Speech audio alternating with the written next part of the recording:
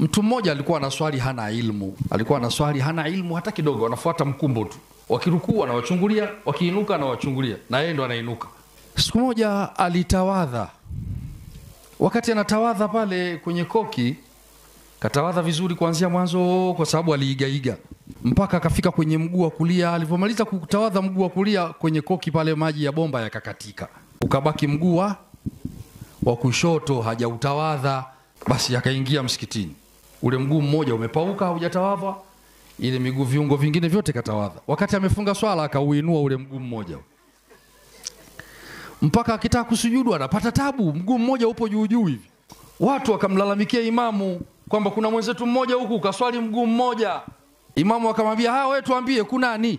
Akasema ndio shekhe, nipo sahihi tu. Akamwambia sawa, sahihi nini? Wakati natawadha maji yalikatika, kwa hiyo huu mguu mmoja hauna udhu. Ndio maana ninauweka juu juu, nikikanyaga swala itabatilika. Eti yeye anaona kwa elimu yake hivyo. Kumbe mguu mmoja kutokuutawadha ni mwili mzima hauna udhu. Yeye kaona ule udhu umeenea baadhi ya viungo, ni kiungo kimoja tu. Huyu hana ilmu. Na watu wa mfano kama huu wapo wengi. Wale wenzangu na mie wanaoswali idi hadi idi. Tena anaswali ya uwanjani, anaswali tahiyatul masjid, si tahiyatu uwanja hiyo.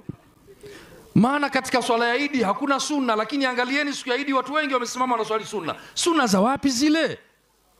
Kaa darasani. Haya uyasome.